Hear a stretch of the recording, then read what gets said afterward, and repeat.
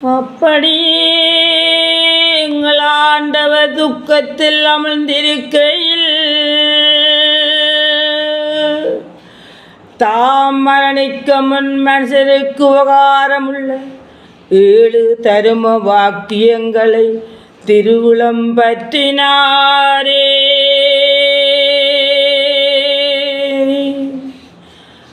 ஆனதினால் ஆண்டவர் பூலோகத்திலே போதித்து அத்தனை போதகங்களையும்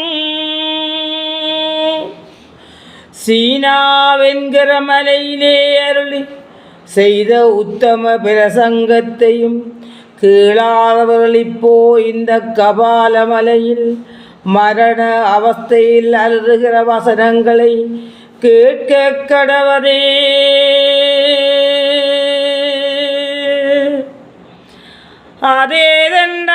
அதேதென்றால் முதல் தம்மை வாதை நிந்தைப்படுத்தி குருசில் வதைக்கிறவருடைய பாவம் பெரிதென்றறிந்து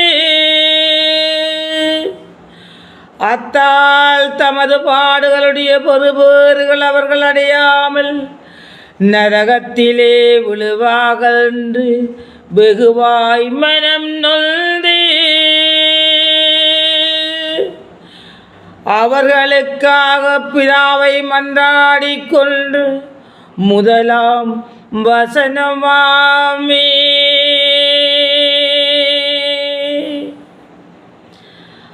அதெப்படி என்றால், என் பிதாவே, என்னை வாதிக்கிறவர்கள் செய்கிற பிழையை அறியாமல் செய்கிறதுனால் அந்த பிழையை பொறுத்து கொள்ளும் என்று மன்றாடினாரே.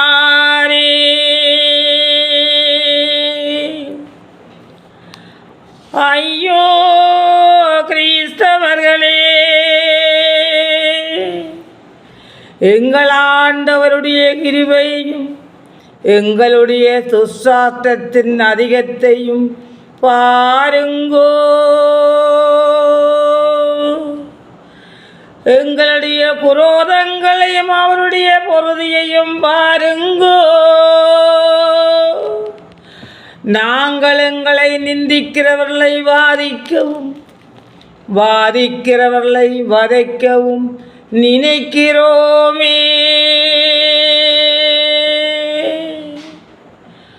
அவர் தம்மை வாதிக்கிறவர்களுக்கு மோட்சம் கொடுக்கவும் சீவவினியம் பண்ணுகிறவர்களுக்கு நித்திய சீவியமும் கொடுக்கவும்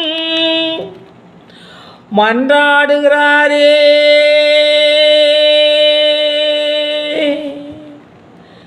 சத்துராதி யூதர்கள் அத்தனை துஷ்ட மனதோடு பண்ணுகிறார் இத்தனை வாதங்களை அறியாமல் பண்ணுகிறார்கள் என்றும்